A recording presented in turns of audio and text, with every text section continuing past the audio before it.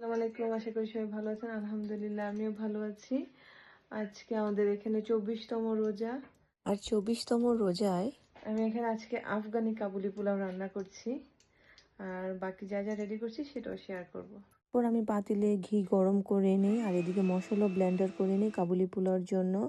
আর গরম ঘিয়ে আমি গাজরের স্লাইসগুলো দিয়ে দিলাম, এগুলো ভেজে নিয়ে এর উপরে কিছু ব্রাউন সুগার দিয়ে দিই, বাসায় হোয়াইট সুগার ছিল না। আর এদিকে আমি ডো করছি চিকেন ব্রেডের।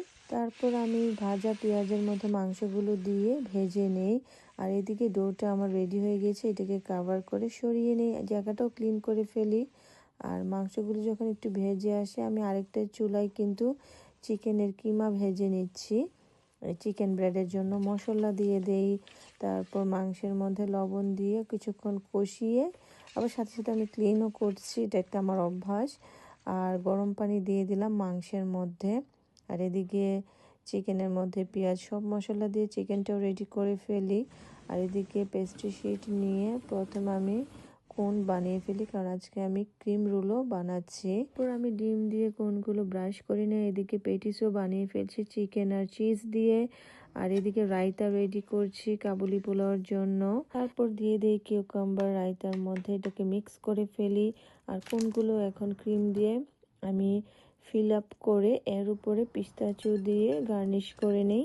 এইভাবে সব কিছু রান্না বান্না করে আমি গোসল করে চলে আসি ইফতারের জন্য। এই তো ইফতার নিয়ে বসে যায়, তারপর খুব শান্তিতে ইফতার করে ফেলি।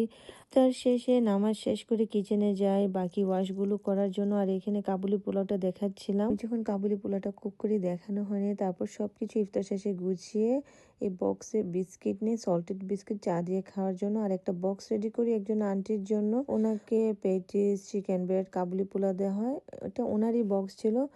আর ওনাকে ক্রিম রোল দিয়ে নিই যেহেতু ওনার ডায়াবেটিক্স, তাই। এরপর সবশেষে এক মগ চা নিয়ে বসি রাতের 1:45টায়।